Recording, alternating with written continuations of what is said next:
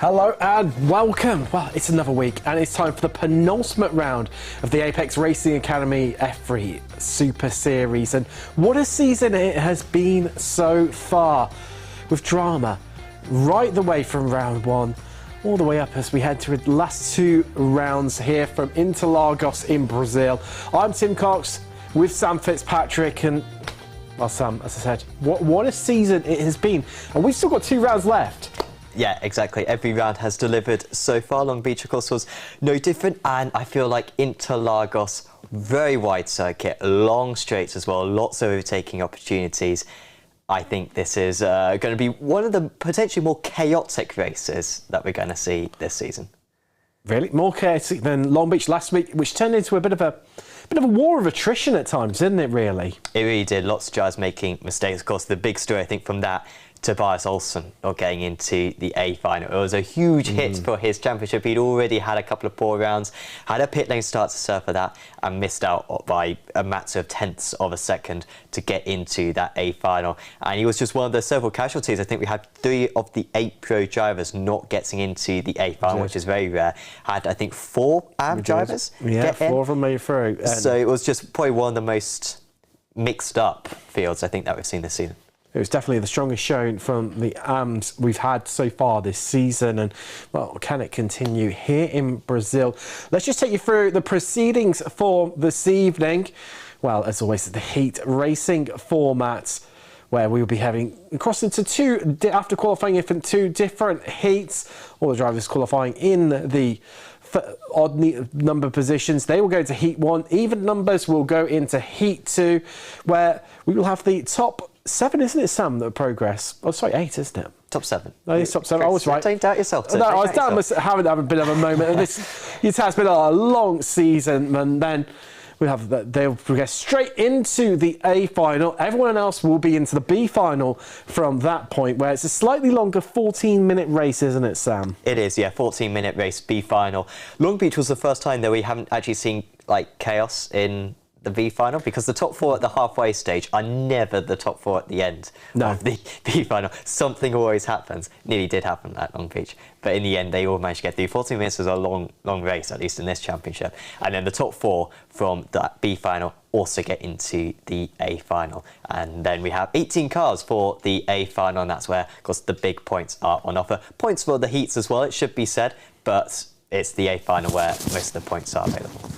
It most certainly is indeed, and it gets really interesting from that point onwards. And, well, I mean, what a season it is. I mean, we've got tonight and then Zolder in a week's time, something slightly different, much narrower, more like a national circuit, as much as it is like the home to DTM in Belgium. It's something a little bit different for them to think about, but I think a lot of them won't be worried too much about that one. It's all about Interlagos tonight and making the best possible runs. I mean, surely turn 1 and then also turn, well, technically 4, Descida del Lago. Down the end, the Retro-Aposta, the back straight.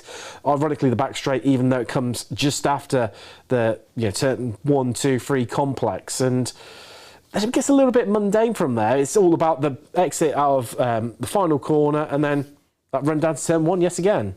Yeah, exactly. Yeah, it's a lot shorter than the old circuits, this one. If you know the old like 1970s layout that you had of this circuit, much longer the middle sector, and yeah, a lot of fast sweepers as well. But this is sort of the abbreviated Interlagos track. And well, anyone who's watching the Formula 1, and we do thank anyone who's tuning in tonight and not watching the Formula 1, good commitments, everyone. Or if you're watching back, of course, maybe you were watching the Formula 1, but you know, we forgive you, and we're glad that we're watching along with you.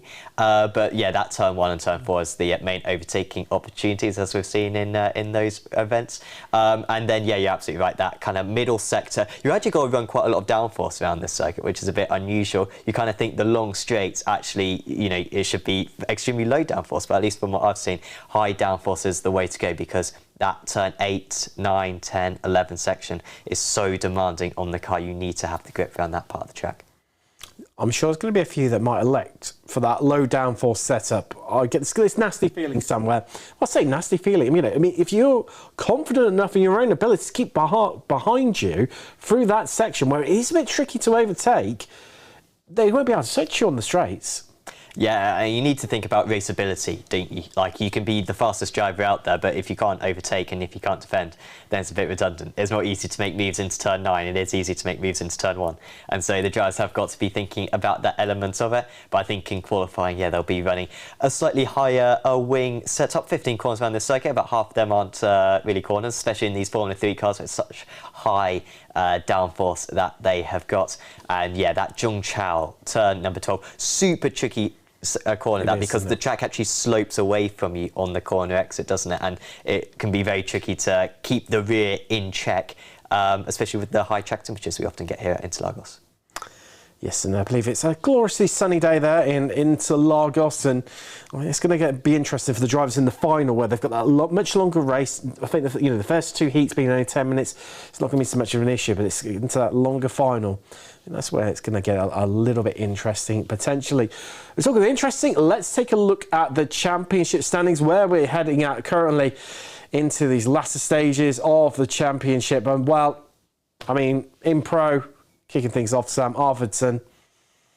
I mean, it was pretty much gifted to him last week, wasn't it? With Tobias Olsen not finishing, well, not even getting into the grand finals you mentioned earlier.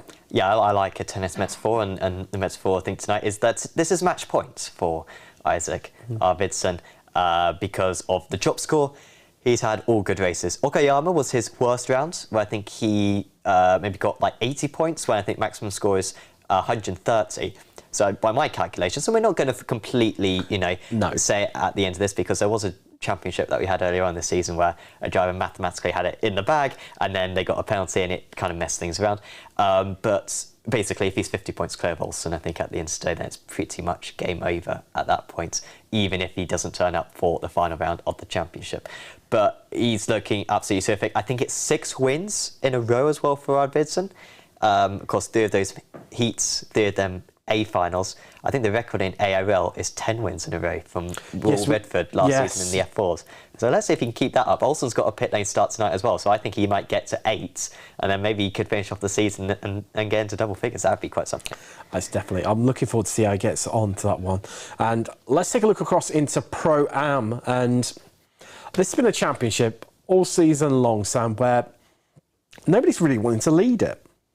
No, it's been absolute chaos so far. Smith, though, he has been terrific the last couple of rounds, hasn't he? Had a brilliant Nürburgring. Long Beach as well, he was terrific. It was actually quite interesting earlier this week. There was a penalty applied to Smith, which cut his championship lead quite significantly. That penalty was then reversed, and that could be very significant because I think with that penalty, I think Grassetto would have got the gap down to about 15 points, but instead it's that more healthy 27 points as it stands at the moment. So Grassetto's had the pace, and I think if anyone's going to beat Smith on a day, it's going to be Grassetto. Yeah. But Grassetto does make those mistakes, whereas Smith hasn't been so far, or at least in the last sort of month or so in this series. Yeah, like you say, Grassetto, if anyone can beat him, the Italian is the man to do so. But as much as he's great, he can be his own worst enemy at times. Has had that slight mistake in him. Hopefully for him, it's going to take it right down to the wire next week at Zolder. But across now into the AM standings, and Michael Griffin, he's been out in front for a long old time now, pretty much most of the season.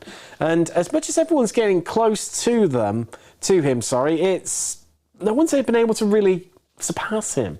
Didn't have the best of times necessarily last week, although he did get into the final at Long Beach. But whereas Smith in Pro-Am has come into form in this latter stage of the seasons, Griffin's sort of been hanging on a bit by the skin of his teeth to an extent. Yeah, he had that strong first couple of rounds, didn't he? Oh, yes. And I think it was my pick for the title. I think you went for Edward Pop. I went for Edward Pop, which I think if he'd been at all the rounds, he missed a couple. One round at least. And that's what's hurting him right now. But even so, I mean, there's some 46 points between them. It's still up for grabs, really, between any of those top 3. And Charney's so consistent that he could just be there. Yeah, Chinese has some superb rounds, hasn't he? I think Chinese scored the most points of anyone in the AM category, 3 out of 8 rounds. Whereas I think Griffin's also done 3 out of 8 rounds. Maybe Pop's got the other 2. I can't quite remember. But yeah, Chinese, when he's in form, he can be absolutely superb. I think in qualifying as well, Griffin's rarely got pole position, has he? He's rarely the fastest driver, at least in one lap. but he's got that consistency that the other drivers are perhaps lacking a little bit. I was impressed by him in Long Beach, particularly his B final. I think he managed to finish top of the B final. So I think he'll be strong once again tonight. And it's just about getting those decent points. He doesn't need any big results now, Griffin. If he can just get into the A final in this round and the next round, that should pretty much it be sewn up, unless Charlie can, I don't know, go on a race win. I'd love to see that. Well, or even Edouard Pop. I think they're two very interesting characters to see how they're going to get on in these last couple of rounds. But finally, into the team standings. Well, no surprises here, really. Sim Race Sweden Esports. I've run out of superlatives to try and describe these guys. They've just been dominant from the get-go, all the way back at round one. As soon as the first green flag flew, up until now, and I'm sure in the last couple of rounds, I mean, they can't be caught. Yeah, last round I think was the most impressive round for them because, of course, Olsen was out of it because he had a pit lane start and they had to start from the pits as well in the B final. And so it was just Arvidsson and then the Joe who we kind of think of as low down Martinsson. Martinsson still delivered. He won his heat and he finished second in the A final. Absolutely superb stuff. Scored maximum points and there was only 2 of them. And you could argue that wasn't even their 2 best drivers. So they have been absolutely superb in terms of that consistency. Martinsson now a comfortable 3rd in the championship as well. Looks like they're going to finish 1, 2, 3 in the drivers. Just, yeah, absolutely superlatives run out. It was just that one Okayama round. I really got my hopes up at Okayama that Alcantech were going to be able to put the pressure on them. Since then, Sim Race Sweden have just been in a league of their own. They've been completely and utterly dominant, and so pretty much congratulations to those guys. You know, a stretch of hard work and imagination. They are at the top, at the cream of the crop in the team's championship, but not far away. Qualifying just about to get underway here in Brazil. Sam, prediction time. Who's going to take pole? I don't want to be dull, but Arvidsson. I mean, he's won 6 in a row, so I mean... well, if you're a betting man, I think that's a really wise one to go away with. In terms of the highest finisher overall, we'll go down that route. I think probably Arvidsson taking the victory, but top of Pro-Am, who do you think is going to take that one? I mean, there's so many different drivers, aren't there? I think I'll go for Grossetti. You do have a soft spot for the Italian. I do have a soft spot. Anyone? I mean, we're not biased here, but I was pretty much, wearing a Grossetti t-shirt. And when you're not wearing that, it's a Charney t-shirt. Exactly. It seems to be pretty much. I think Grossetti will have a good round. Pressure's off him in the end. Obviously, I guess it depends how you're going to look at it. You could argue that the pressure's on him to keep himself into championship contention. He needs a good round tonight. But on the other hand, he's out of championship play at the moment because Smith's so far ahead in the series. So I think Grossetti will have a good round tonight. I think he'll win the Pro-Ams. And so let's say Edouard Pop. I think he's not won a round in the AMs for a little while yet. I think he'll come out on top tonight. He's been driving quite well recently. He has indeed. And well, so not far away. Qualifying just about underway, as we mentioned. We're going to head to a quick ad break now. We're still on the other side, where we'll be live trackside for qualification and all the races. Are you struggling for consistency in your sim racing? Does your iRating look like a roller coaster? If so, we have good news for you. The way to get more consistent is to first understand what you're doing differently than the professionals. And VRS is the answer. With our competitive subscription, you will have the telemetry, setups, tutorials, and everything else you need to fully analyze your driving. Our data packs and the ability to compare your driving with the best in the world will show you exactly where to adjust your inputs, change your driving line, and shave seconds off of your lap times. And our powerful and precise Direct Force Pro wheelbase and precision pedals are being used by some of the world's best drivers. All these champions agree that VRS hardware is not just the best on the market, it's also priced well below the competition. So if you're looking to upgrade to direct drive and the best pedals in sim racing, VRS is your answer. If you want to get better, get faster,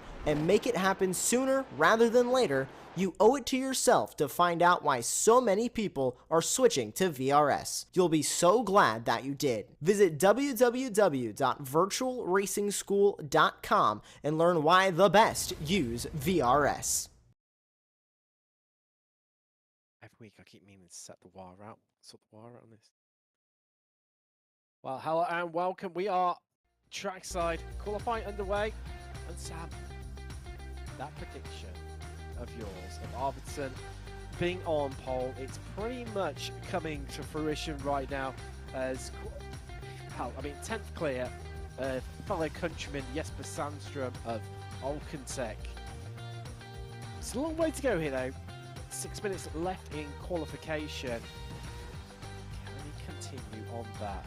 Can he come out on top? I think that's going to be the interesting part, definitely, to keep one eye on here. Yeah, he's looking extremely strong, and at the moment, Smith at the top of the Pro-Ams, Spence at the top of the Asphalt. Forgot about Spence, he's also been very strong in qualifying recently. Yeah, just a reminder, we did mention it earlier on, but Arvidsson with quite an advantage over Olsen tonight, because Olsen has got to be starting from the pit for his heat. He'll be free from then on, but for his heats, he needs to be starting from the pit lane. So that will be a difficulty for him. He's going to be starting well down. Got about 25 drivers out here tonight, so it should be a very competitive field. Also, Alistair Hay having to start from the pits for his heats. He'll be joining Olsen in the pits there. Well, halfway through qualification, Arvidsson topping the timing sheets. Rasmussen, well, moving up into second, just displacing his teammate Sandström there. He's currently vying for the second, well, a bit the front row of the grid in his heat. And Aaron Smith, well, he is the top of the Pro-Ams right now. Really taking to the pros once again. Qualifying as things stand at the moment. Palacio and Svenstra with top Am qualifier. Wow, it's Charney, and yet to set a time. He's on his first flying lap. It's Michael Griffin. What can he do? Can he really put amongst his fellow Am drivers? Yeah, Griffin, are you right on board with him? You see this second sector off the lap. And yeah, he will be trying his absolute best to get the most out of that Dallara Formula 3 machine right now. He's just got one more corner, but probably the most important corner on the entire lap, Jung Chao. And he has nailed that one pretty much. A little bit cautious from Griffin. He managed to get it all sorted out, not too much oversteer, and will have good acceleration up the hill. And then this flat out section for a good 20 seconds or so until you get back into turn 1 to start off the next lap. 386, the championship leader, approaching the line right now, and he will put himself into. Well, that wasn't that. Okay, it must have been an out lap right there. And so he remains in 21st position at the moment. This, I think, will be his strong lap. On an out lap right now. What can he do? Can he extend his margin out in front? Time will tell. 3 minutes left on the clock in qualification. And as things stand right now, we will have a Pro-Am driver on the front row. When we spoke to Smith post-race last week, he was feeling a bit buoyant, and I was having a bit of a chat to him as well last Sunday. And he was feeling quietly confident about his chances here in Brazil. Well, he's definitely showing through, but he will be in the seat. Oh, hello, as Sandström. Where has that come from? An absolute belting lap from him. And he goes just over a tenth quicker than Arvidsson, who is on an out lap himself. Oh, Sam.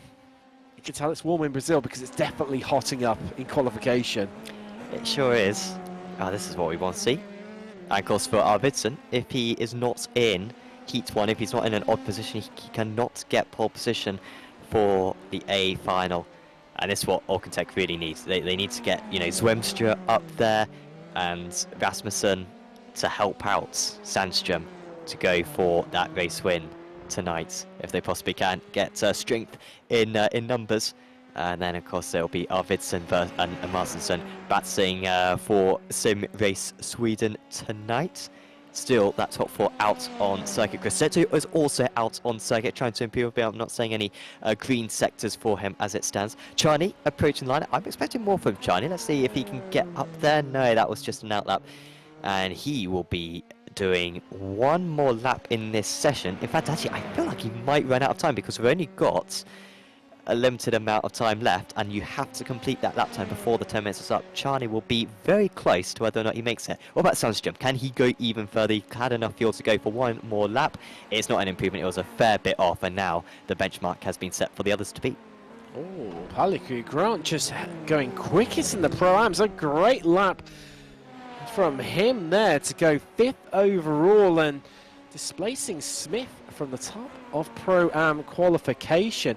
But interestingly, Smith and Grosseto, they're going to be in the same heat as things stand at the moment, which I'm sure those two would have been trying to avoid one another. It's Martinson on a run to the line. Let's see what he can do, and he does improve time-wise. Only just 127.1.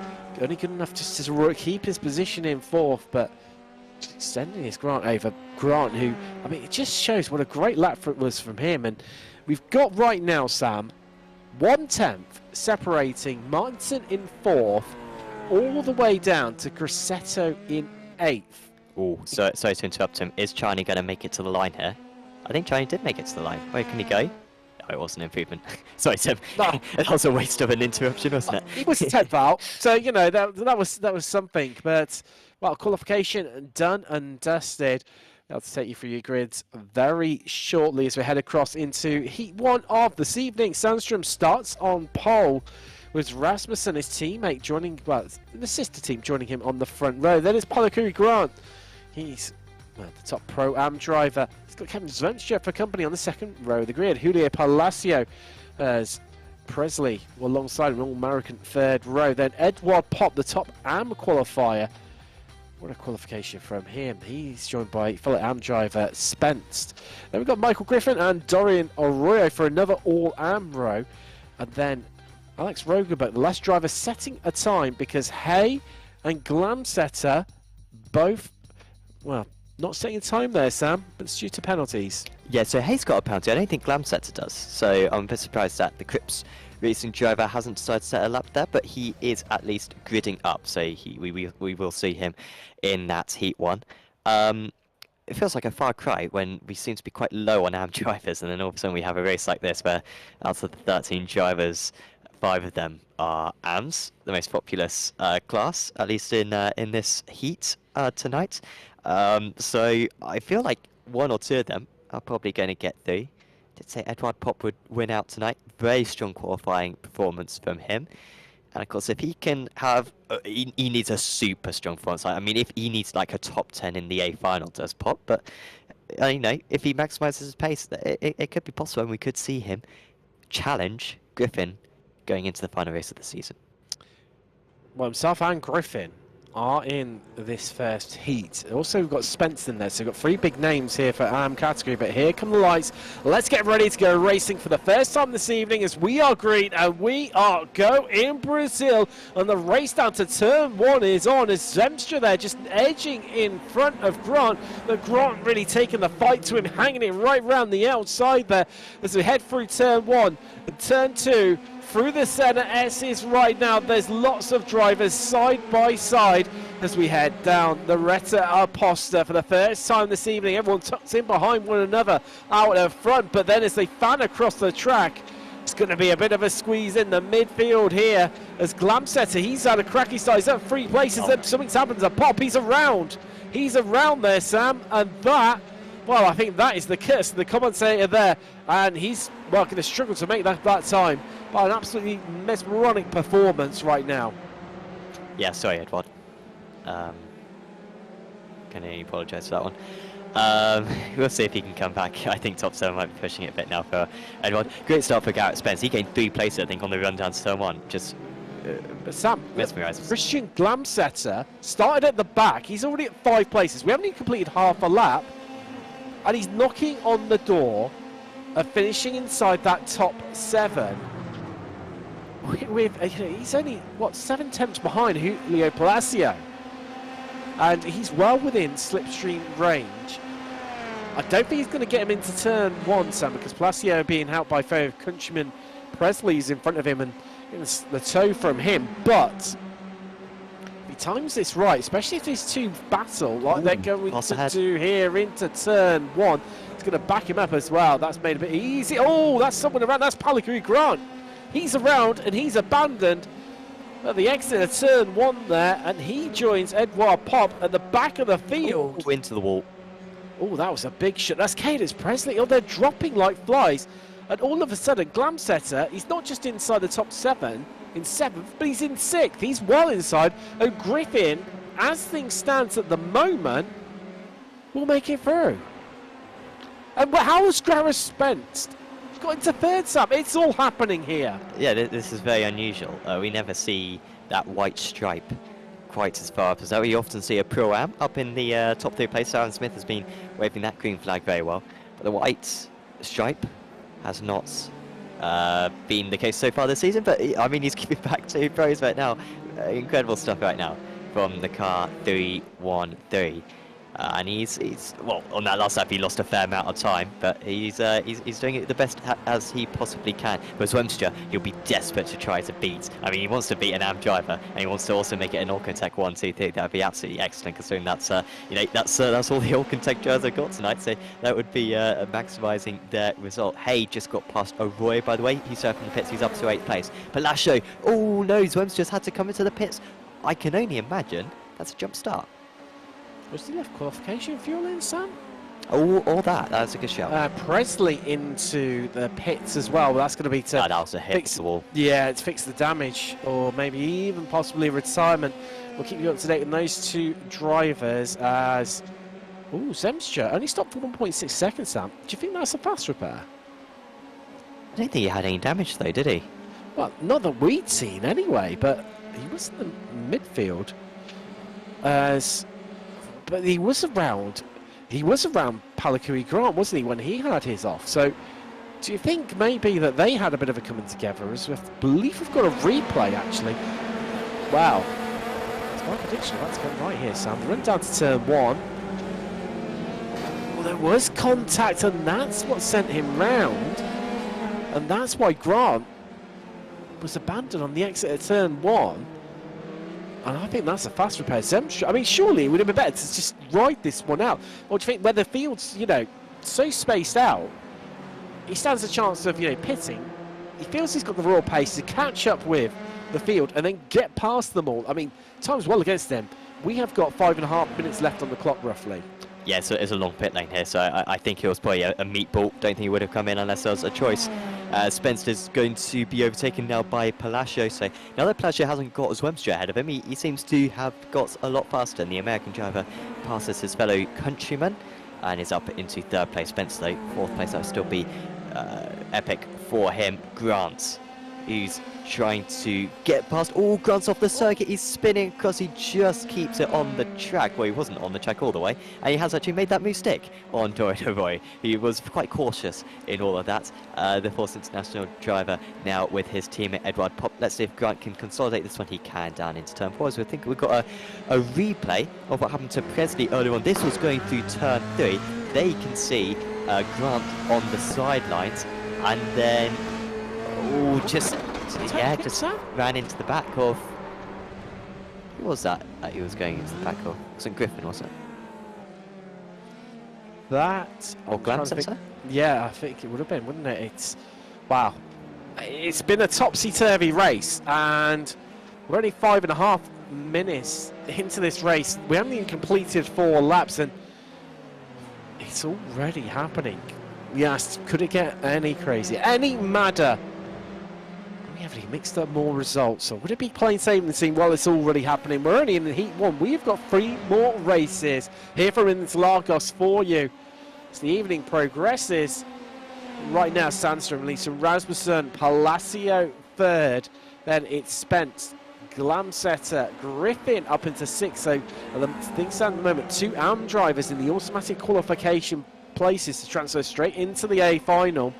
Glamsetter, he's 5th, he's up in the equivalent 8th. He started dead last on the grid. bit of luck coming his way, but even so, you've got to be there to take his opportunities. I mean, he's up 5 places halfway through the first lap. He's had a great drive. Griffin, he's in 6th. Hey, in that last of the qualification spots. But Grant is closing in. He's in 8th, and he will want to nab that from Hay desperately, Sam. Yeah, well, Grant just had a bit of a rubbish lap that last time, and I think he was catching.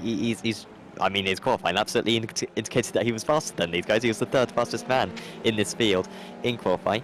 But yeah, that last lap he did a 29, leader in the 26s. So you'd expect Grant to be in the 27s, honestly. So that is not what he needs, and that might end his chances. This lap, 10th of a second faster in Sector 1, pretty much matching Hay in Sector 2. Sector 3, 10th of a second faster. Sector 4, half a 10th faster. Oh, and that's round 4. Glamsetter. Oh, Glamsetter looks secure there for Crips Racing. Wasn't a mega rise through the order, but that is a mistake for him. It means that Pop moves back up into P9, and that will be great news there for Palikuri Grant. Looks like he will get through. Hey, he started from the pits.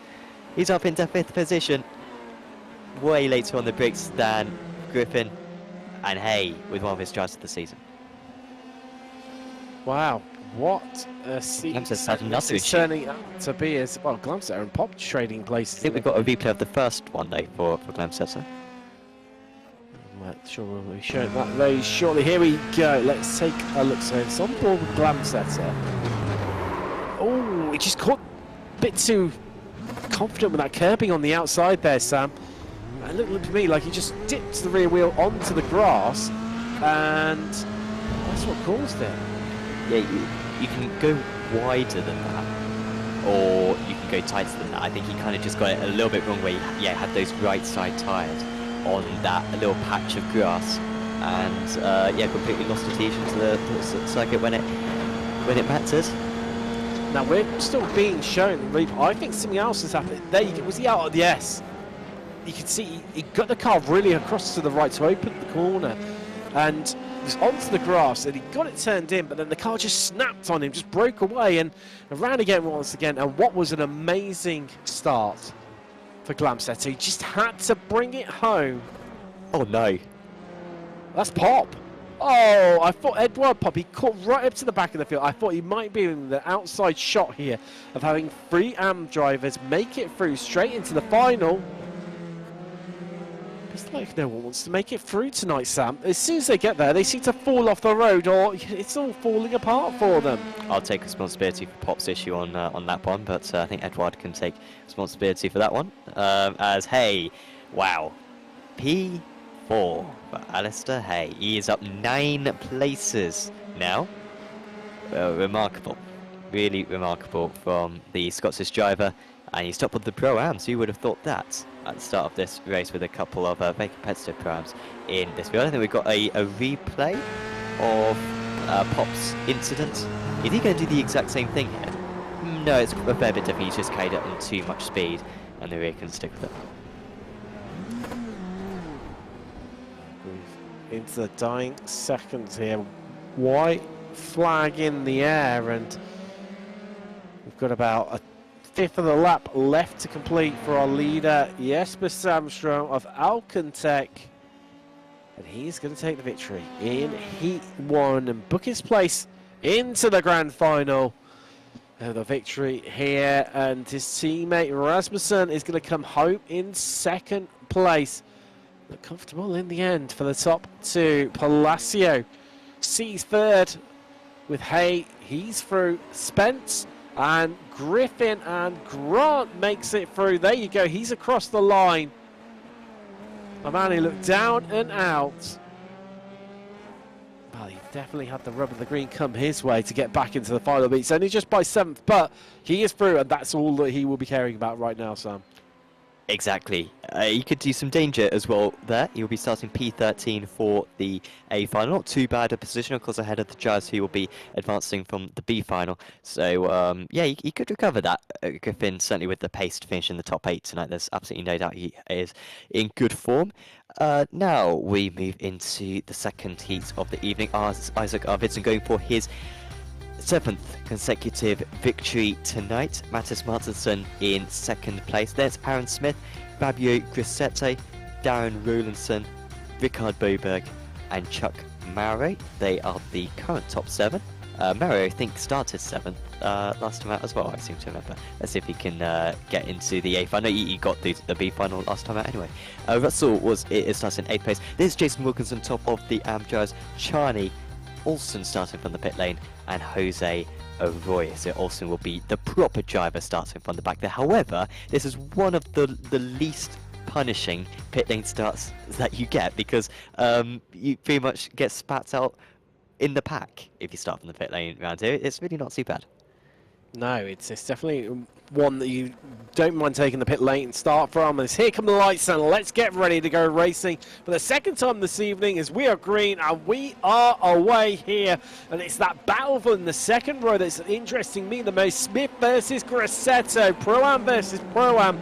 As Arvidsson and Martinson just lead their way there to come down through the center S. Oh, we saw in the background there Olsen snaking his way through the pit exit, trying to make it the most possible time that he can on the run down to the Ciudad del Lago. But here we go, as you can see, Olsen in the background there, just tucking in onto the back end of the field. He's well in this. All 3 Sim Race Sweden esports driving with the craziness we saw in Heat 1. Can we see all 3 of them on the podium here in Race 2? Well, we've got 9 minutes left to find out who's going to take it. And a much more calmer start initially compared to the first heat. Only Boberg and Rowlandson exchanging places. Everyone else remaining where they are right now. Well, except for there's Olsen. He's already picked up 1, well, technically 2. Past Jose Arroyo and Kumwali Charney. It's 10. He needs 3 more places, Sam. Yeah. He's through.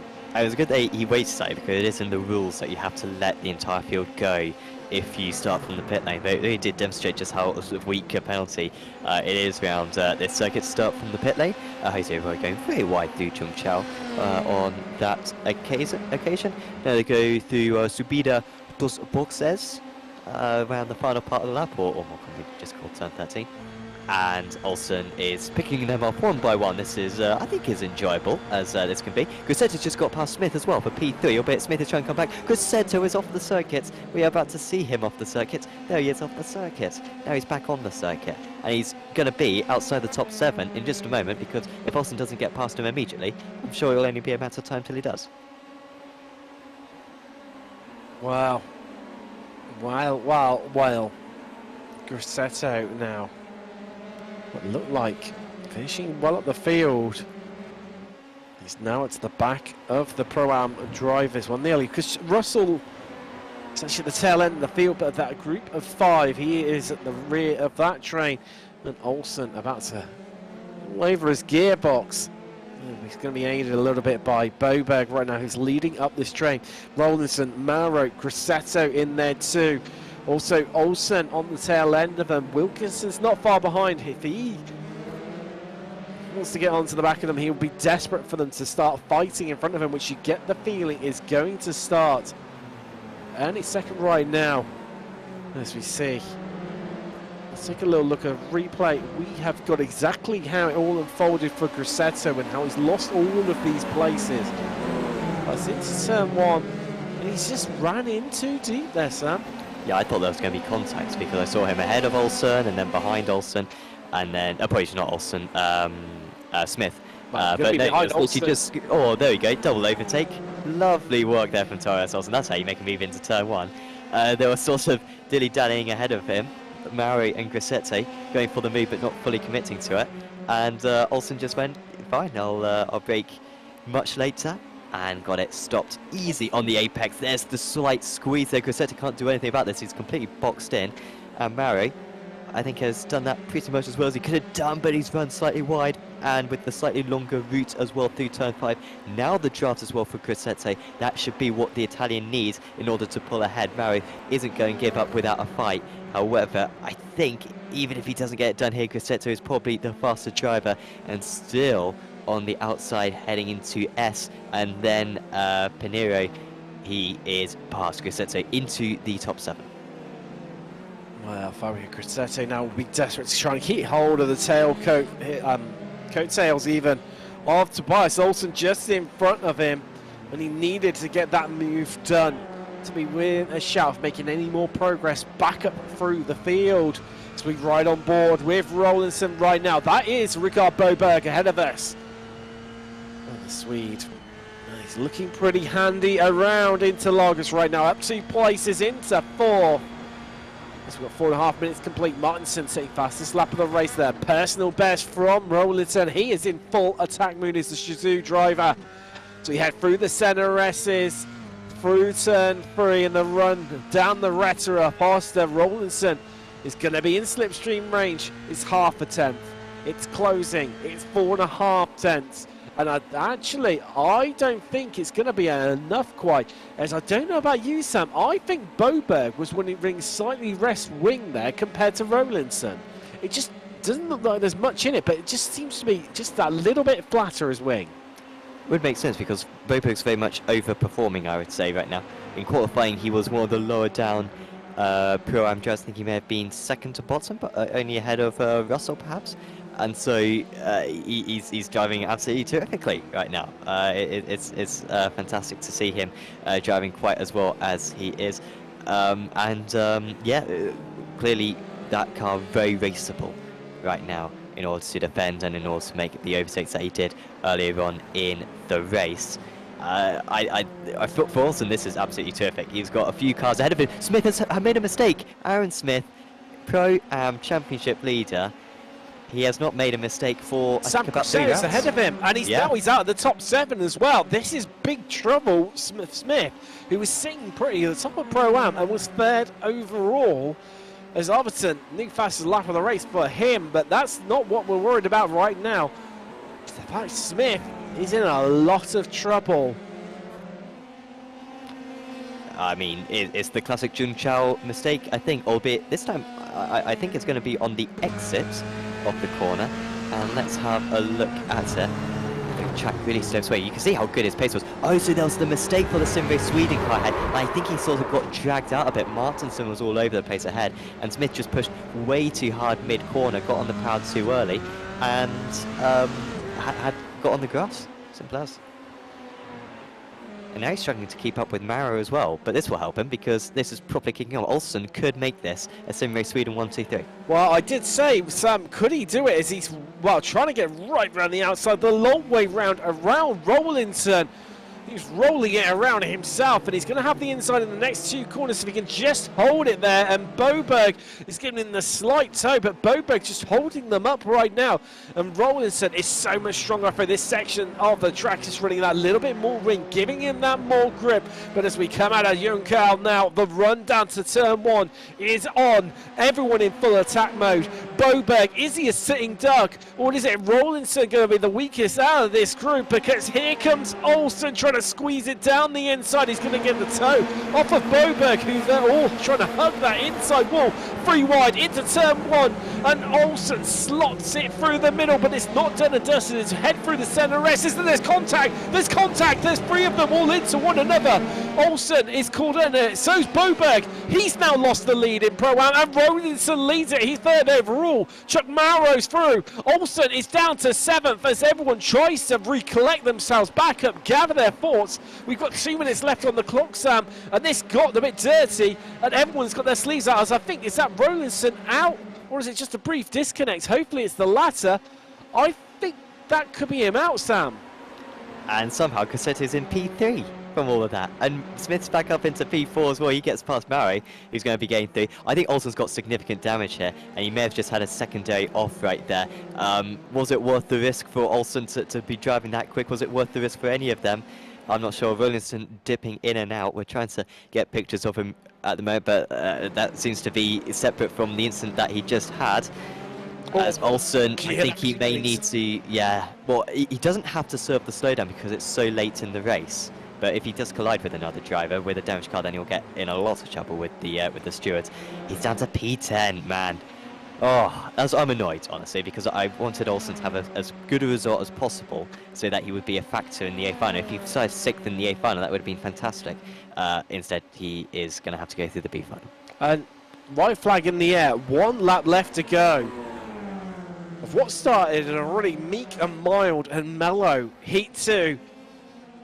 But as the race went on, the dial on the temperature gauge gradually got turned up. And right now it's those 2 Pro-Am Championship foes. Grassetto leads Smith. Oh, Smith snaking it on the brakes there. Just about manages to hold it and collect his thoughts together. He's going to give it another go, though. You get the feeling he's just going to try and set Grassetto up now through these swooping sections and then try and get him on the run to the line. But somehow these two, they've fallen out of these positions early in the race. They found themselves back in this position, a bit lower down. Jason Wilkinson, he's looking like he's going to get an automatic promotion place straight into the final. He's 7th into the AM driver. Boberg back into the mix. So's Chuck Morrow. It's all happening here. Russell look down now. He's up into 8th. As Charlie, actually, he's right on the tail end of him. But has Grassetto done enough as we head out of Young Cal now? We were about to find out. Arvidsson's going to take the victory here, though, at a canter. Martinson's going to roll across the line in 2nd. But what is Grassetto going to do? He's going to hug that line. He's going to make Smith do all the hard work around the outside, but it's not going to be enough. He's going to try and get everything he can, Smith, but it is not enough.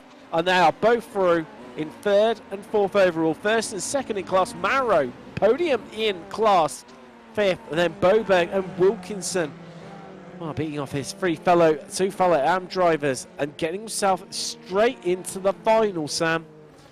But Olsen, he's going to have to do it the hard way. He's going to have to go through the B final. Well done to Jason Wilkinson. I believe that might be the first time he's going to an A final in Apex Racing Academy Formula 3 Virtual Racing School Super Series. So congratulations to him. As you see this B final, Dorian Arroyo on pole position. There's Philip Russell, Kevin Swims, who you think will get comfortably through. Cambrale, Charlie there in 4th. Then it's Glamsetter, Olsen after those issues through the Senate S. Edward Pop lining up in P7. He's had good pace tonight, but of course did make 2 self-mistakes in his heat. Jose Arroyo, Cadence Presley, Darren Rowlandson, who's also got good pace, Rowlandson, and Rockenbach rounding out the 11 cars. Right now I'm going to give my curse to Zwemstra, Glamsetter, Olsen, and Rowlandson. Well, let's find out. Let's wait for the last drivers to take to the grid. So we'll be going green and going racing once again. As here come the lights. Well, let's get ready to go racing in the B final. Who's going to get through in these top 4 places? It's green. We are go. Let's find out. As Zunch's got a great start there. He's already up into 2nd place, and he's going to look to head down the inside. Could this be the lead against Arroyo? But the Mexican trying to fight back around the outside, but it's all in vain as Zemstra is through, and he's up 2 places from the 2nd row of the grid, and he's clearing off into the distance early on. And Olsen, he's had a great start too. He's already had 2 places into 4th as the run down to the Cedar Lager is happening right now, and there's people fighting positions, and that is Russell slossing it past Arroyo. He's up into 2nd, but he runs wide on the exit, and look who's behind him. It's Twice Olsen trying to swarm and find his way through, but the track is blocked right now, and he has to settle back in behind Arroyo and then back in behind Russell. He's trying to find the fastest route possible, but he's going to slot it up the inside of Arroyo and then try and slot it up the inside of Russell. Can he make it stick? Can he get it done? As we're 3 wide on, there's an incident in the background there, a spinner, but there was still 3 wide on the exit. Rowlandson, one of those caught up. I think Rogan back the other one. This is all happening down in the midfield here. Arroyo, he's losing places. And he's back up into 4th as he battles with Glamsetter, but there was a bit of contact there. Did they bang tyres, Sam? I feel like they must have done at some point. Dorian Arroyo offline in every single corner right now. Glamsetter with a big mistake coming out of Jung Chao as well, and that will really give the opportunity to Cadence Presley to make up some time on these drivers. And so tough time there for Dorian Arroyo, who'll be with his with his brother Jose in that 6th and 7th positions now, as Glamsetter doing everything he can to keep hold of that final advancing spot. Presley alongside, and Presley is going to be ahead. I think got the better line to Cadence and is up into 4th position. The American doing very well. Zwemstra then leading 1.4 seconds ahead of Olsen. Russell in that P3, he'll be delighted with how he's done so far, because these guys will just continue battling one another till the end of the race, I am sure. Likes of Rulinson and Roggenbach and Charney and Pop. Well, I think it was Charney, Pop and Rulinson who came together on lap 1, all with a lot of work still. They're still side by side, not wanting to lead each other alone are Presley and Glamsetter, but Dorian Arroyo is getting right into this fight, about to get elbows deep in it, trying to find a way through against these two who've been tripping up over one another. But let's take a look at that replay from the earlier incident we had on the opening lap. As we look down from the helicopter, see a bit of it was getting close and tight. Yeah, there we go, contact to the midfield there, Sam. That's what sent Rolinson around. Oh, and then yeah, it was the following spin, wasn't it, for Pop, who I think took out. Charlie, was it? Yeah, Charney. I think you're right. Yeah. So yeah, it was Pop spinning into Charney. So that was just unlucky right there. As back comes Glamsetter. Could this be? Well, always we have our attention. It's a bit like a magician, where you have your attention diverted to one thing and then actually stuff goes on elsewhere, and that's the real deceiving trick of it all. That's usually how these B finals work, where we get so occupied with like the battles for P4, we sort of ignore the top 3 and one of them makes a horrendous mistake and ruins their chances of getting through. I feel like that this might have that same vibe, but the top 3 looking very safe right now, and we are paying all our attention to P4 because it's the only battle going out on circuit. Well, and also it's a three-way fight over one place left to get yourself through into the final. As there's Glamsetter through. Can he make it stick though? Because unless he can hold it right around the outside now, Presley's going to have the inside line, but then he's going to have the outside line. And then if he can hold it now, he's going to have the inside line into the next 2 corners. And if he can make it stick there, he can hold that inside line all the way down through Juncal, down to turn 1, but Glamsetter is going to have the more speed right around the outside. Can he make it work? And yes, he does. Around the exit of Juncal. Says, thank you very much. I'll take all that extra speed, momentum. See you, Caden Presley. I'm off. And he's leaving to deal with Dorian Arroyo, who's now trying to find his way past and add insult to injury to Presley. Presley knows it. He defends to the inside. Arroyo moves across. He's going to put slipstream up from Glamsetter, but can't make it count. Who doesn't have the best of entries there, because I tell you what, Presley is straight back onto the attack as they come down the Ciudad del Lago. What is going to happen down the end? Because I tell you what, Sam, I get a feeling this is going to be incredibly close here. But somehow Glamsetter then pulls it back out again. The lucky yo-yo, aren't they? It just goes up and down, up and down. Yeah, it's entertaining stuff at the moment. I feel like Presley may be the slightly faster driver. That's certainly how it appeared to be in the first couple of laps. But yeah, you're right. They can't seem to get away from one another. Yo-yo, magnet, all types of Boomerang. Boomerang. Yeah, that's Accordion. The best one because that tracks and comes back out again. Yeah, that is a good one. Yeah, quite a poet. You could beat him. Glamsetter then with that P4, but it might not be permanently. I would say Russell's really not that quick ahead of them. It is a bit confusing to figure out who is ahead of them because we've got some back markers, but there is Russell. We'll compare the lap times this time around, but Russell's 1.3 seconds slower on that last lap, and look at that, Glamsetter's gaining significant amount of time per sector. Wonder if this slight break will make Glamsetter and Presley think, hang on, why are we fighting against one another here? Let's just both overtake Russell and both get into the B final. I feel like if they continue this pace, that's what's going to happen. I mean, that was not a bad lap for Russell in comparison to his others, and yet he lost a second. We're about to see essentially a 4-way fight over 2 places. Yes, please, is what I say to that one, Sam. And all this is going on. I tell you what, Olsen is just bit by bit nibbling away at Zwemstra's lead. You see, oh, he's closing in right now. That gap 7 tenths. I do wonder with Olsen after what happened in Heat 2, Sam, if he's going to be just playing this one a bit more calmer now, thinking, well, I'm going to be at the back of the grid for the final. if I stay here or if I go toe-to-toe with Zemstra ahead of me. Do I just play it safe, think about the numbers game, get myself into the final, and then just deal with it from there? Or is the inner racing driver in him going to kick in here, and he's just going to go hell for leather and just push and get past Zemstra? He's just taken about 4 attempts out of him. So am I about to have my question answered here? I think maybe not into turn 1, but I think down to a Retroposta. Alcantech versus Olsen, Alcantech versus Race Sweden. Here we go. He's so good on the brakes into T1, isn't he, Olsen? I think everyone should be aware of that one going into the A final, because he's going to be making plenty of moves there come the final race of the evening. Fastest lap of the race, gains by 0.6 of a second on the race leader. If anything, I think Olsen will just go for this one. He's got nothing to lose, so Zemstra may as well go for it, because he's not got too much to lose either. Well, I mean, I guess they got a spot in the A final to lose, but I think both of them are racing drivers, and they can afford a crash if it really happens. Olsen, of course, still going for that title, but he needs every position he can possibly get if he is going to get the title. Zemstra obviously completely out of it at this point of the season. Great defence from the Dutch driver at that time, man. The problem is it's quite a short lap, and so that turn 4 and turn 1 coming around very, very quickly. I say about short, like it sort of is, but it isn't, because it's 90 seconds long, nearest damn it, with a bit of change. So really closing up right now with 8 minutes. Really 8.5 in fact complete here in the B final. Zemstra leads from Olsen.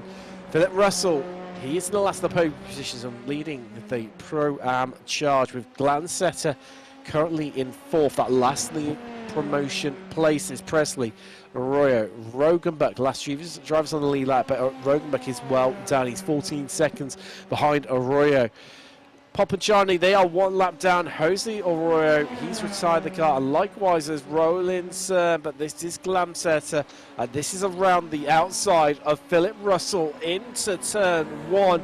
He backs out of it a bit, looks for the switchback, just trying to get the attention of Russell, just to force him into mistake here, but he's in the slipstream, and Russell runs wide, and Olsen, sorry, Glamsetter is going to have the inside line here, and I'll tell you what, Sam, he's already ahead, but he's still covering up. He's not fully convinced, and Russell trying to make a move right around the outside. He nearly loses it under braking, but he just about keeps his nose in there, but it is not enough, because that wiggle on the braking has cost him dearly, and Glamsetter is ahead, but he's not got the best of exit, as Russell is fighting back right now, and that is Cadence Presley. He's been brought right into this fight, and I think that's why Russell is fighting so hard, Sam, because he knows that, well, he's got Presley, who is desperate to get into that final, right behind him now. Yeah, I mean, Russell, I think, is one of the smartest drivers out on the track, but I don't think that fight was worth doing. He was going to be overtaken by Glamsetter anyway, even if he did get back past it at Desquido de Largue. He would have been overtaken most likely at turn 1 the following lap anyway, so I think he just it cost them unnecessary amounts of time. And yep, there's Presley, who's going to try to pick up the scraps. Russell would be hugely disappointed if he doesn't get into the A final. It is surprising his lack of pace so far tonight, as Olsen and Zemstra are batting out in front. This is for the final transition spot, however. Russell with a fantastic launch. Presley unable to do anything about it at the moment. Big lock up, but he carries very, very good speed. He is passed into turn 2, but Glamsetter with a much better exit, and it's Russell with the worst exit out of the trio. And I think Glamsetter, well, what a change. He's going to give Presley a tow. Those two working together a little bit more, but then he changes his mind and just tries to make it competitive between the two of them. Presley, though, is up into P4, had the better line into Desquido de Largue, and he is up into P4. And Russell, what a disappointing few laps from him to drop from so far ahead in P3 to behind both these drivers. A freeway fight over 2 places in the final. Somebody is going to lose out. Who is it going to be? Well, right now it's not looking good for Philip Russell, but we've got a little bit of time left, 2.5 minutes left on the clock. Let's see who's going to come out on top. That battle out in front. Zemstra still in the lead, able to fend off Olsen. This battle has been absolutely enthralling over 3rd, 4th and 5th. 3. Incredibly close right now. And I tell you what, Presley still able to get that toe off of Glamsetter, but Russell is harrying, he is haranguing him, he is hassling him on the run across the start-finish line. And who's going to come out on top into turn one? Well, Russell has got a lot of speed down the start-finish straight, and he looks to go right round the outside into turn one and through the center S's. Can he keep his nose in there? He can't. There's a bit of a twitch from him, but he is all over the back of Presley. He's tucked up right behind his rear wing. Presley goes defensive. Russell dips back into the slipstream. Presley defensive to the inside of the track. Russell trying to go the long way round, right round the outside, but he locks up, and that ends the move. And Presley lives to fight another day again, Sam. This is close, and all this is going on. Glum says, saying thank you very much. I'm off, lads. You can fight over that place. I'm heading off into the distance and leaving you to it. Love the split screen we currently got on the stream with Zernstra and Olsen actually also having their epic battle. This is what we need. This is what we've been asking for on Apex Racing TV as commentators for 5 odd years. Whenever there's a couple of battles going on, let's have 2 streams going on at the same time, and that is what we are able to see here at the facility. And so who's going to win out this time? Brilliant defense from Zernstra so far. He's held off some absolutely monumental moves from Olsen, who, I remind you, is brilliant on the brakes into turn 1. And he's going to try to do the same thing. He doesn't really need to be monumental on the brakes because he's already alongside the Dutch driver. He will keep his car partially, and also will also just get the cutback. No, he's sort of half committed to the outside line, and that was actually a very poor exit for him. Meanwhile, into P4, they're locking up on the outside. Is he able to squeeze ahead? I thought there was going to be netcode contact between the two of them. There wasn't. Presley leaving just enough room for his rival, and he is still in that advancing spot. So it's just still ahead of Olsen, but these two are going at it. Russell knows he's running out of time. White flag is in the air. This is the last lap. This is the last chance. And Russell has got to give it absolutely everything he has got now. He is all over the back of Presley. He's making the Americans' life incredibly uncomfortable right now as Presley, well, defends that inside once again. Russell has not looked too strong in this middle sector of the track, and Presley is running in deep. He's trying every defensive move in the textbook and trying to rewrite it and add some more while he is at it. And Russell does not have an answer, and he's running out of time. Olsen has backed away from Zernstra. Those two just happy to try and make this through right now, and Russell has fallen back himself. Can Presley hold on? They come out of Young Cow, and I think Russell is going to be that little bit too far back. He has had the better straight line of speed advantage, and he's closing, but it's not quick enough. I don't think he's going to get it. I think Presley's going to make this one. It's going to be close across the line. It's down to 2 tenths, but luckily the start-finish line comes up quick, and Presley is through. Wow, Sam, he gets it by 1/10.5. Well earned. Good work there from Presley. So in P9, remember, in that race, had a lot of work to do. And Russell was in that P3. You know, he was in the place that he needed. He had fresh air, and he wasn't able to deliver the laps. Just not the pace, unfortunately, tonight for Philip, which, yeah, is unusual to see. Of course, our AM champion in the F4s last season. But I hope to see him back at Zolder, and hopefully we'll do better in the season finale. And so that is the B final complete, and we can pretty much have our grid, because we're currently in warm-up. 3 minutes until we get into the A final, but let's have a quick reminder of the results so far in what has been a very frantic day, Tim. It has, Sam. It has, and luckily it's a warm-up session just able to give us a quick breath and review what we've just witnessed across the last 3 races. Of course, Heat 1 was won by Sandstrom, his teammate Rasmussen in second, Palacio finishing third, with Hay. He was top of Pro-Am, with Spence and Griffin, the 2 AM drivers, making it through, and Paliku Grant, the last driver to get straight through to the final. And Zoroyo, Zemstra, Glamsetter, Pop, Presley and Rogenbuck all had to move across into the B final. Into Heat 2, well, it started calmly, but it didn't end that way. Iverson and Martinson making it a 1-2 for Sim Race Sweden. Alcatech and Simray Sweden locking out the 2 top places in both of their races. Grosseto and Smith, well, they fell down through the order, but then came back up again due to issues in front of them, finishing 3rd and 4th respectively, with Mauro Boberg and Jason Wilkinson, the AM driver, picking that last crucial 7th place to get straight into the final. A great drive from him, and the first time he will be in the final. Russell, Charlie Olsen, the big disappointment out of that one. Roya and Rollinson, well, they had to move across into the B final, which we've just witnessed right now. Let's take a little look at the results for that one. Well, what a race it was, with Zemstra and Olsen rising to the top, 1st and 2nd, with Glamsetter and Presley just taking it by a 10.5 over Russell, the top 4. They are through to the final.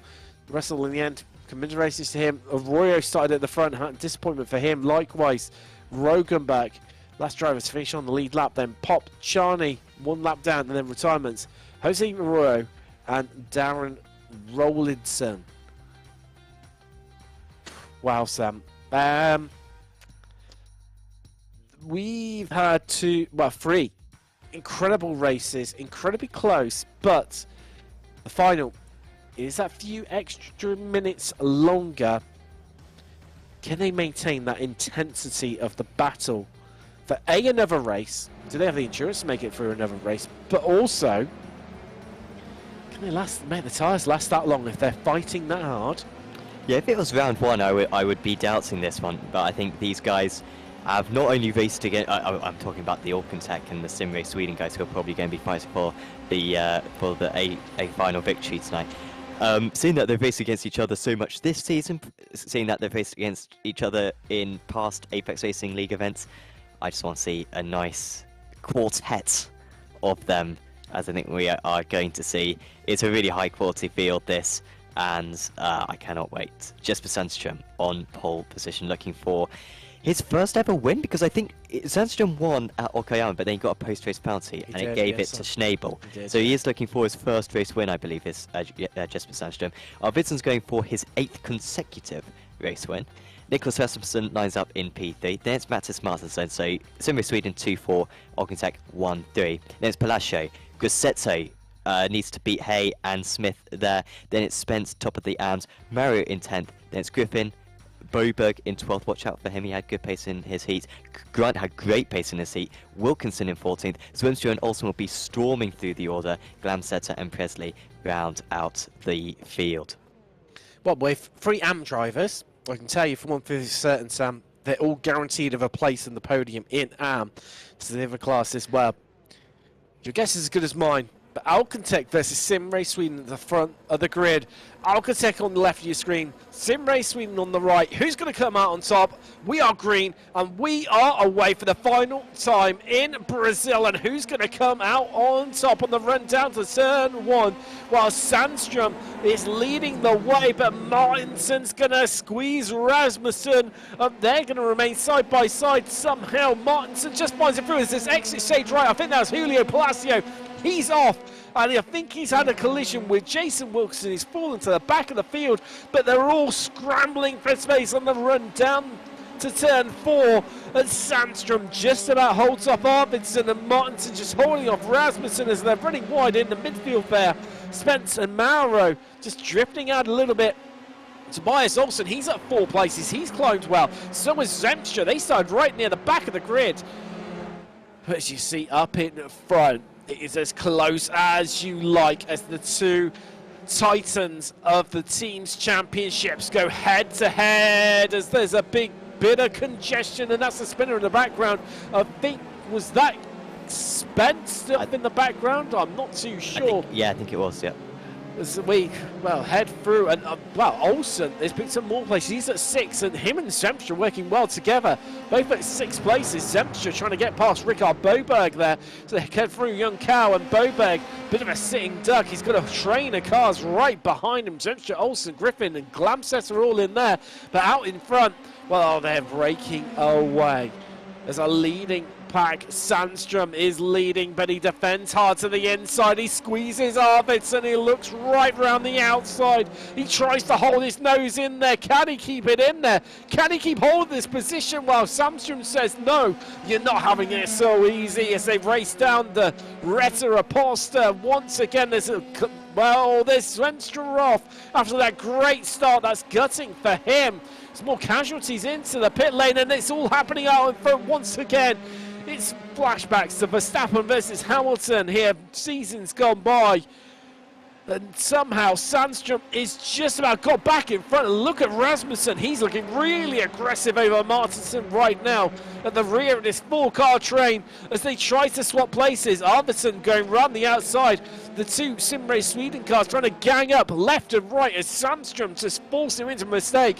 But Sandstrom's a wily old fox. He's not having any of it. And all while this is going on, Rasmussen trying to be opportunistic, trying to join in this fight and get past them. And all this fighting, Sam's brought Grassetto, Smith and Hay, our top 3 in Pro-Am. They're joining the battle, and they are going to be right in this fight.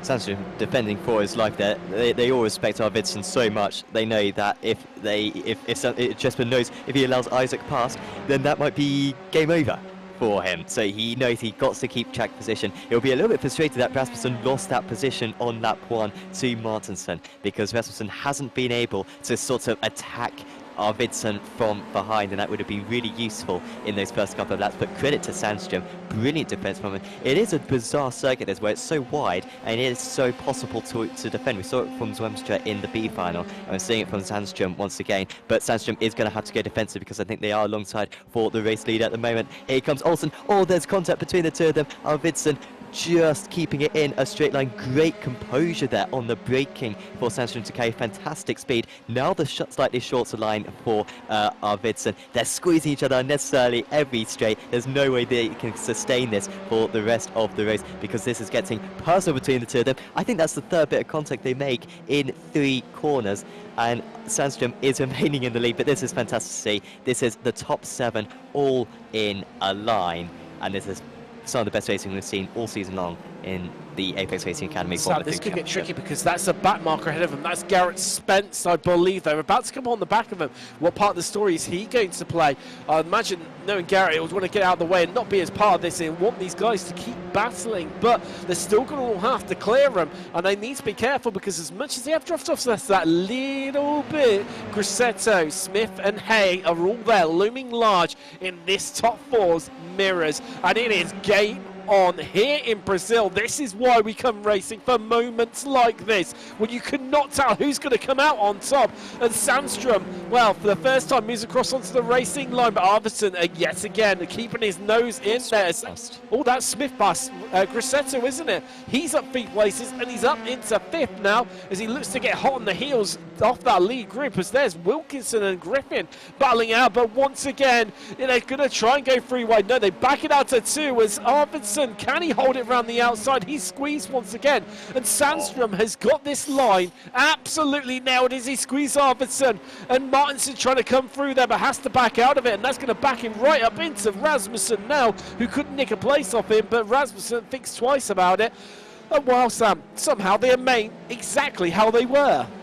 Sandstrom's pushing the limits now in terms of defense. He is not giving any extra space whenever possible, and Arvidsson will get frustrated with this. Rasmussen trying to get past Martinson. It's so important for Rasmussen to get past Martinson so he can attack Arvidsson, but it's not happening right now for him. Watch out for Olsen as well. Olsen started to pretty much front of to say that, Sam. and he's only this group. Yeah, he's only 3.5 seconds off the race lead right now. He needs a fair few more laps of these guys batting, probably then batting until about the 12-minute mark in order to be able to bring himself back into play, because he's got a fair few cars to overtake himself. But Sandstrom, well, he can actually take the racing line going into turn 1. This is going to be such a privilege for him.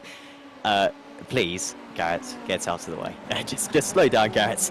We don't want this battle to be ruined. Knowing Garrett, he won't want to be a part of this. He'll just try to move well out of the way, but it's where does he do it? Because these guys have been filling the road between the 4 of them, moving left, moving right, and you get the feeling they're going to be doing it again. But Sandstrom is going to be helped by that distant toe from Spence, and that's going to hold him.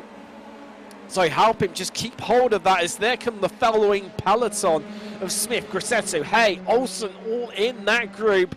And Olsen will be desperate to clear him as quick as possible. He'll want to be in there, helping his SimRace Sweden eSport teammates to get into this fight and trying to anchor and leverage it away from the Alcantech drivers as Sandstrom leading as Spence. Well, that's a lovely way to get out of the way there. Brilliant move from Garrett Spence there just to let these guys through, and that came at, well, just the time that Sandstrom would have wanted, but Arvidsson and Martinson definitely wouldn't, and definitely this following train wouldn't have wanted either, as they're going to maybe just trip over a little bit. Smith might be distracted by the corner entry.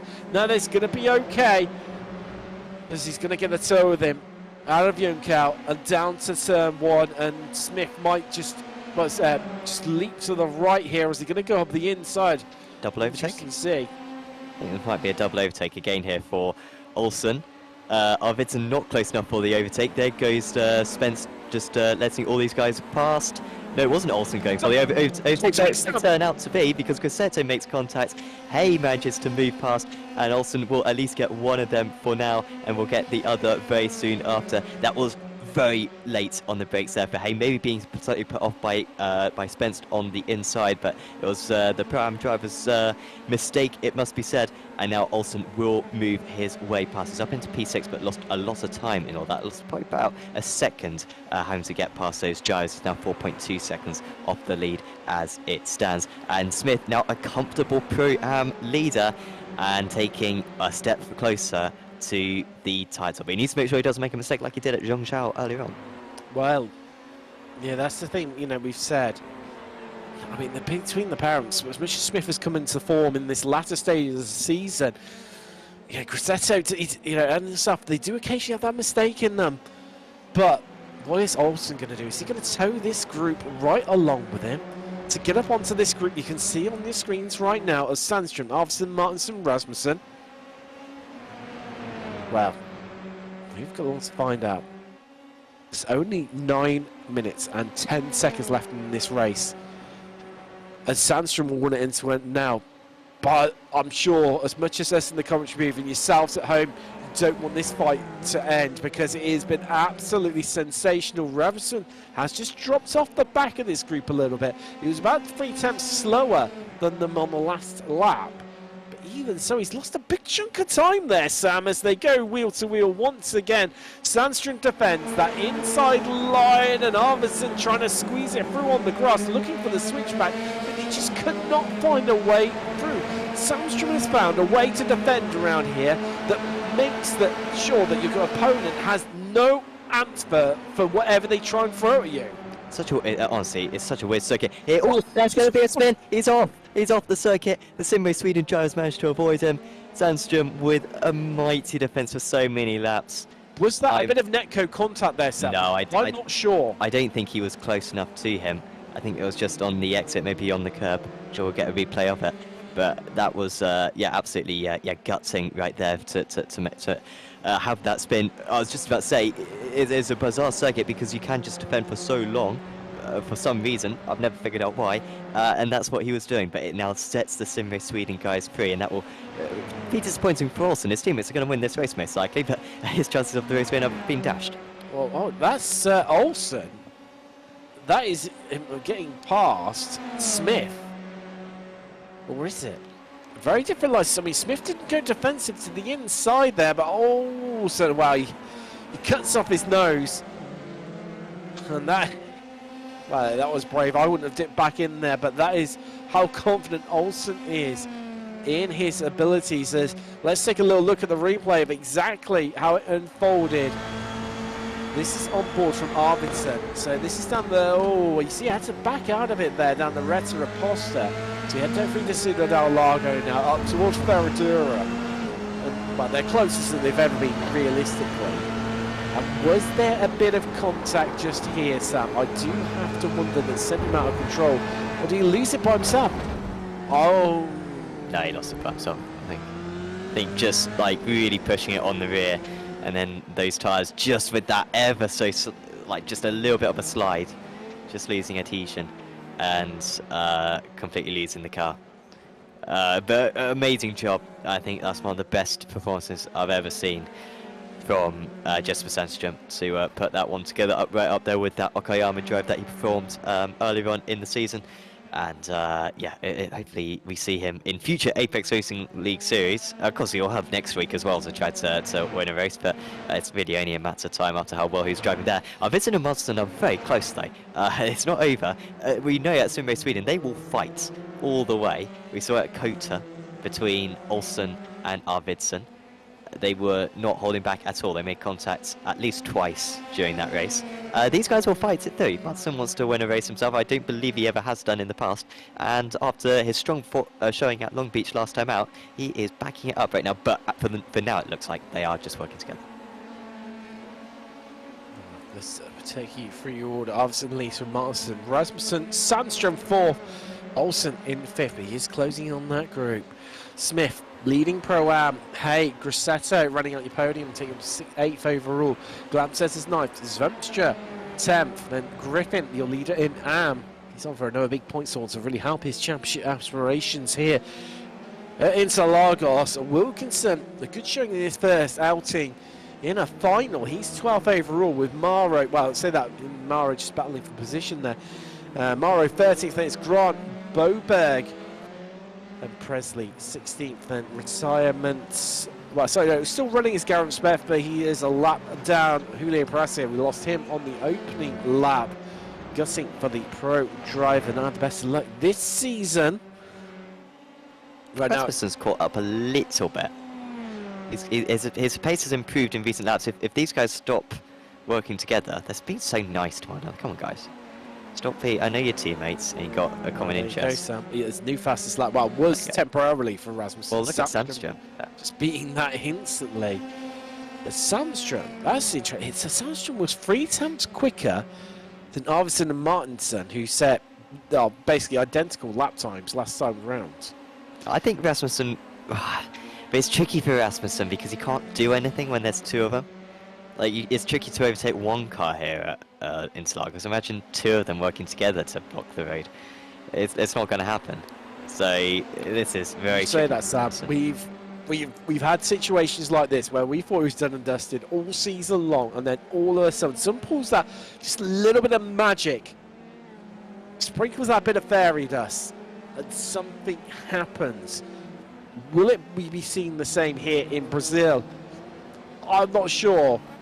I mean, we've got the Christ the Redeemer looking down on this circuit, and I'll be praying to him to give him all the assistance. Will be Rasmussen and Sandström trying to get past these Sim Race Sweden drivers. Arvidsson, he's on course, Sam, to continue that rich vein of form and winning streak of victories. Yeah, I think this would be 8 in a row if he could secure this one. A quick shout out to Alistair Hay. How quick has he been? We always talk with the Pro-Ams. Well, yeah, we have such a strong strengthened depth, sorry. And Hayes just demonstrating that, just casually being the fastest driver tonight in the Pro-Ams. There he goes. He is going to try to take the lead of this race. He's already made contact with Gussetto round turn 1. He doesn't need contact this time. He's through. He's up into the lead, and the man who started from the pit lane in his heat leads in the Pro-Am category. For Smith, I think he just needs to wave the white flag here. There's no point in saying this one doesn't need the contact, just needs the points and extend his championship lead, because he is, after all, still ahead of Fabio Gussetto. But Smith is completely ignoring me right now, as long as he doesn't listen to the commentary whilst he is racing along, and so he will fight this one all the way. Hey, with the much better line, we've seen this inside line heading into SB, the advantage for the entire night. But not on this occasion, because into Pinheiro, he is back past, and Hay couldn't make it stick. But look at Grassetto catching up leaps and bounds, and then he will be well in the slipstream now. He's only 6 tenths behind Hay and Smith right now. Did you say, Sam? He is in slipstream range. We know the Italian has got raw pace, and that's Scania Motorsport to Lara F3. And the more Smith and Hay battle, the easier it gets for Grassetto to close up that gap and to intensify the pressure. As we come across the line, well, our top 4 identical lap times. Rasmussen will be desperate for for Sandström to get up into this battle. As Smith still only just ahead of Hay. across the line. Grosseto last time around, Sam, was a second quicker than these two in front of him. A second. Yep.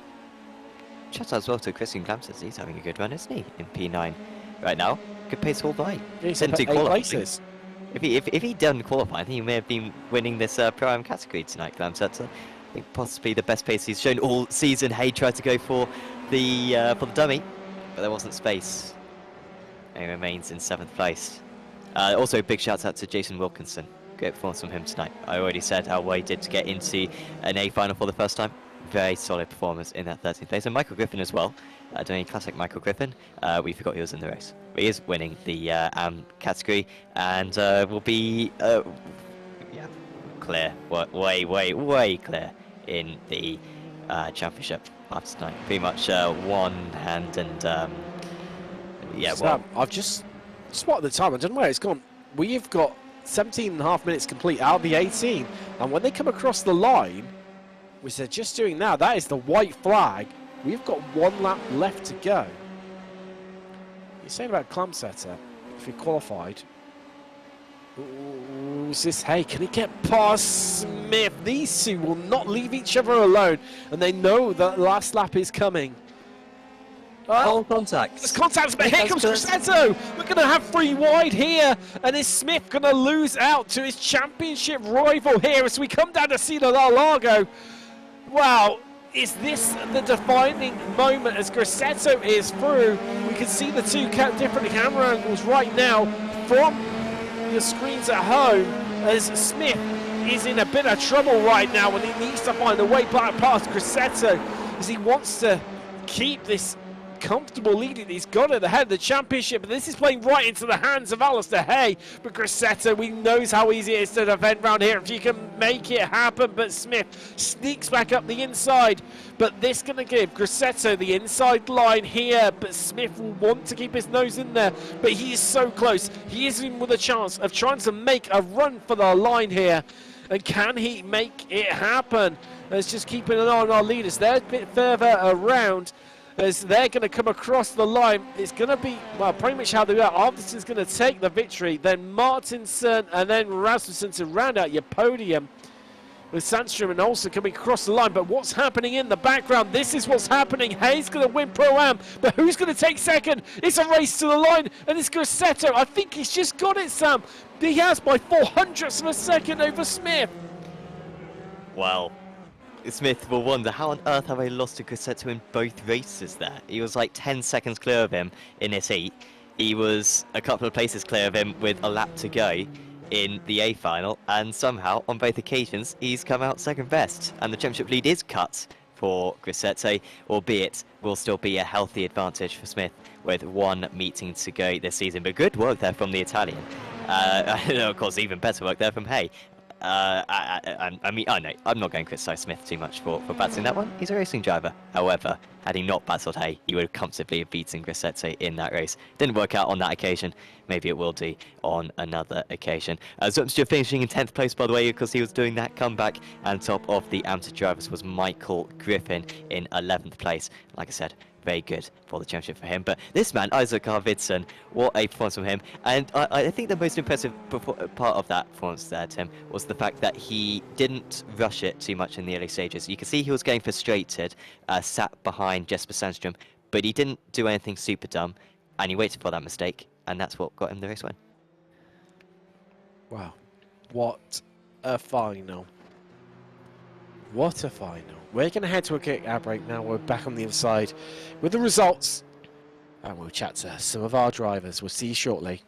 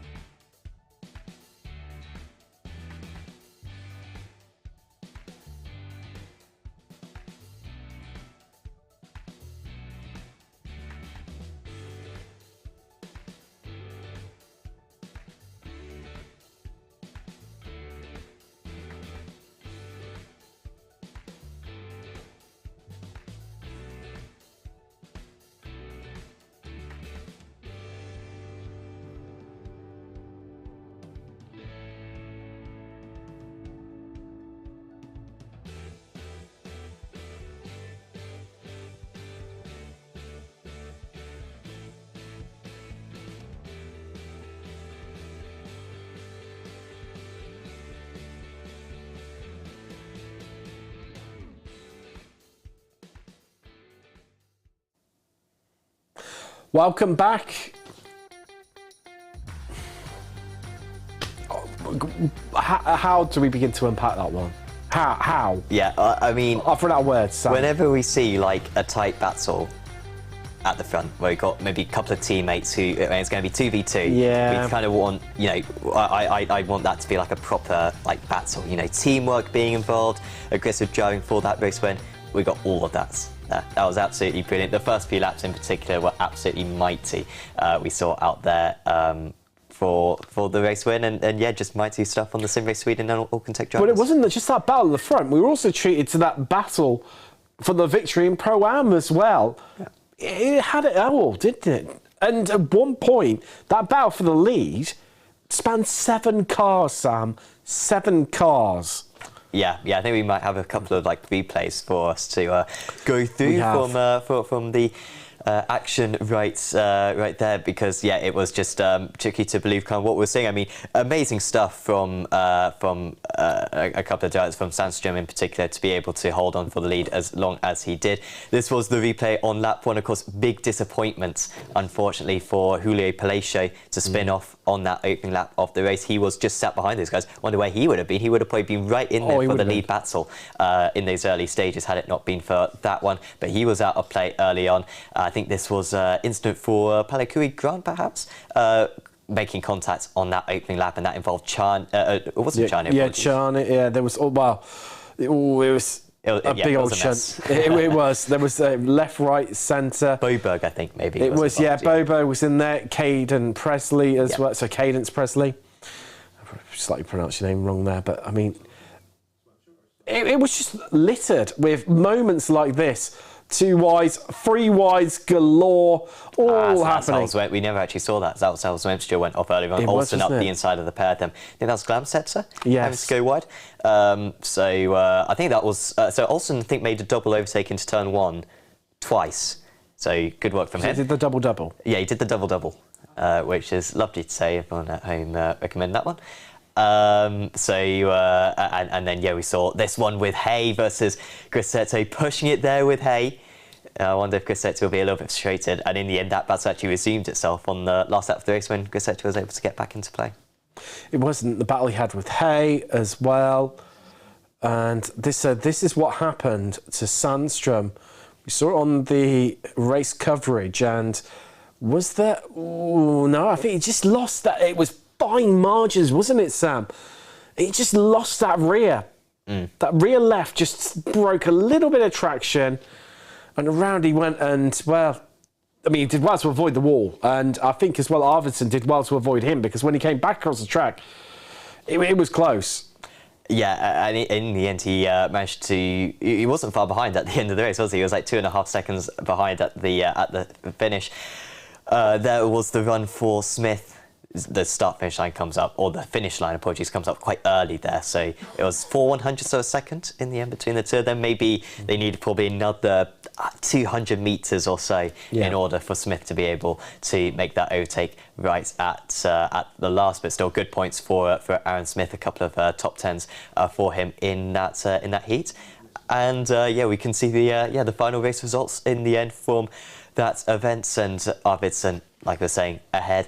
A little bit disappointing that Martin didn't go for that move. I think maybe what was going on was that Arvidsson was saving his tyres a little bit, or just not pushing fully in that middle part of the race when he was in the lead. And then in that last couple of laps, he just went for it, because Martin was 3/10 behind going on to that last lap. He wasn't in range for a move. He couldn't go for a move even if he wanted to. I think Isaac just had that little bit spare, and he used it right at the end.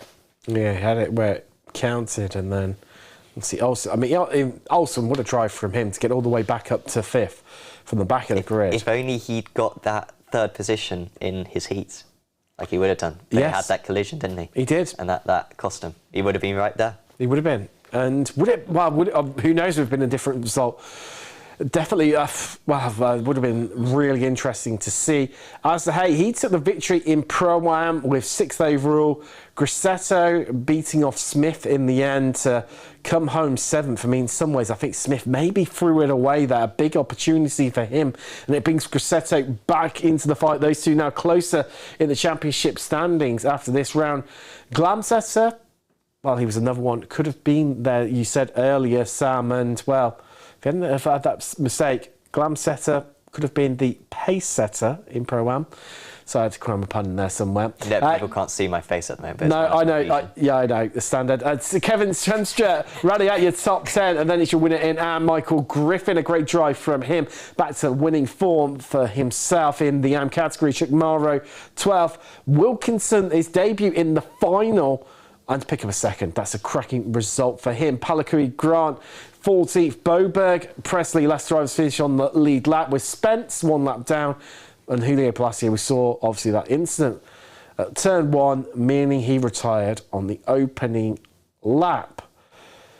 Well, Sam, let's have a bit of a chat to some of our drivers, and we've got our race winner, Isaac Arvidsson, joining us on the line now. Isaac, wow, what a drive from yourself.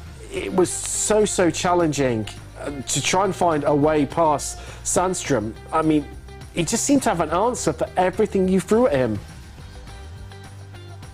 First of thanks. And yeah, he had. It's a track where you can just stick it to the inside. And, for the most part, you will keep the position. So yeah, I just tried to make him make a mistake and yeah, try to push the limits on him. And in the end, he did a mistake and spun off it. So, yeah. I mean, when he made that mistake, we've seen it a couple of times in replays, and where we're just covering some of the highlights of the race now. He seemed to come, he came flying back across the track again. I mean, it was through no fault of his own, where he's got no control of his car, whatever he did. He seemed to flash across the front of you. Were you a bit worried when you saw him come flying across, or do you feel like you had it completely in hand? I mean, it was a bit scary. I just tried to stay calm. I mean, it was just focus and try to recap from that. So, redrawn from that, sorry. Yeah, I just kept my head down. Try to do my best the rest of the race. Sam was saying earlier in the show that this is now, if you include your wins in the heats as 2, this is 8 wins on the bounce for yourself, 4 double victories. Can you make it another double victory next time out at the season finale in Zolder? I mean, everything is possible. You just need to put down the hours and you will see. Oh, definitely. We look forward to seeing it. Well, congratulations as you win it here today for Sim Race Sweden Esports, Isaac Arvidsson. Sam, do you want to have a chat to the next driver, or are you a couple of technical difficulties? We've now got online Fabio Grassetto. Fabio, welcome along. Well, Thank you. Hello. Wow, what a race for yourself. There was so many battles going on. I mean, it could have gone any way between yourself, Alistair Hay, or Aaron Smith. I mean, do you feel like you got away with one in some ways in managing to get past Aaron, or did you feel like you were always in with a fighting chance here? Yeah, it was very intense this race. I mean, I got away with the touch with Smith on P1. I don't know how. My car were still intact, so I don't know how, but I survived that. And then I don't know. Hay and Smith just had more pace this week, and I just didn't have that couple of times that they had. I just tried to keep up with them, and yeah, they fight. I took the opportunity on the last lap, and it worked out. At least I overtook Smith. I mean. Well, it keeps your battle. We were saying about it during the race. Keeps the battle for the championship well alive. Obviously, with you, finishing ahead of him here today. Zolder is a very different opportunity. In terms of, it's much narrower compared to Interlagos. It's going to come down to the wire, isn't it? Can you beat him? I mean, surely you've got to give yourself half a chance, haven't you, really? Yeah, I have to try. I mean, I'm here for a reason, so... Yeah, he just he has a lot of points, though. I mean, he's still 20 points. I gained, I don't know, maybe 5-6 points this week, but Yeah, he's still a bit far away. If he keeps up this pace, it's going to be hard to win. But I will try. I will try. Definitely. Well, congratulations on the podium finish here today, Fabio. It's Fabio Crescetio of Scania Motorsports. Well, I mean, it's been fascinating between those guys. And last person we're going to have a chat to is Nicholas Rasmussen. Nicholas, I mean, wow, what a battle out in front. And I think you probably had front row tickets, the best seat in the house to watch it all unfold in front of you. But it was such a challenge for you to try and get in there as much as you were trying, because the whole truck was just completely filled up between yourself and the two Sim Race Sweden drivers. Yeah, that was, I think you could call that pretty intense, yeah. Oh, yes, definitely. A bit of an understatement in some ways. Yeah, to say the least. I'm a bit sweaty now, I'm not gonna lie. But yeah, the Sim Racing Sweden guys were doing a great job today. Very difficult to get close to them. It kind of fell back a little bit midway through the race to try and regather, like get my tires under control and push at the end. Was close, I feel, but not just not enough. But yeah, did everything I could. Well, I mean, but when you obviously you're watching all the action unfold in front of you, what was your thought process? Was it to try and just find a bit of a gap and follow whoever was going to try and overtake your teammate? Obviously, Jesper Sandström, who was leading this train, or was it just to try and sit a little bit further back and just try and avoid any possible contact, but may or may not happen, because it was getting incredibly close to contact at numerous stages during that race? Yeah, early on, the plan was actually to try and push him into making a mistake, like making my car as wide as possible and stick my nose left, right, and center to try and push him into a mistake. And once I dropped back a bit, the plan was, it completely changed, because then I wanted to, you know, not get collected if something happened. So that was, yeah, that wasn't really a strategy. I just, in that sense, gave it everything I could. Yeah.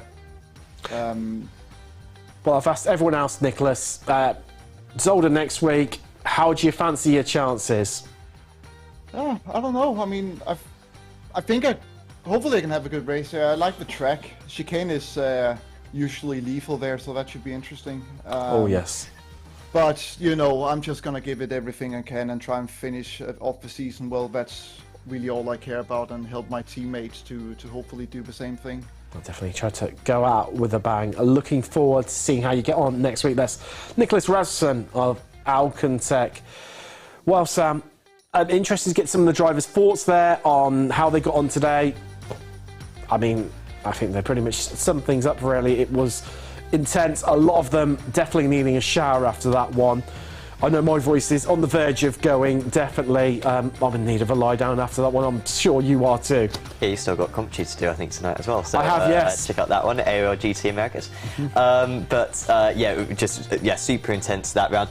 Great respects from the drivers as well, amongst that top four in particular. Just really, you know, hard-earned racing, very well race win, of course, for Isaac as well. That one will feel very satisfying. Maybe the most satisfying. I think Kota maybe probably slightly more satisfying than A final, because it was such a good race. But that one will be super satisfying for him to beat such a high quality field. And let's see if he can finish it off. He's got the championship pretty much in the bag already. Let's see if he can make it 10 in a row next week. Definitely, and make sure you tune in for that one. That's all we've got time for. Coming up on the channel a little bit later on, it's Formula Renault 3.5 for, as Sam just mentioned. We've got ARA GT Americas. That's kicking off at about 1 AM at GMT. Well, myself and Charles Bashar will be covering that one. Really looking forward to it. But, wow, what a race Interlagos has been. We've always seen great action here at Apex Racing TV from the Brazilian circuit, but will it be more of the same next week? Well, there's only one way to find out. Tune in a week's time. We'll be here live from the studio for the season finale from the home of DTM in Belgium. It is, of course, Zolder.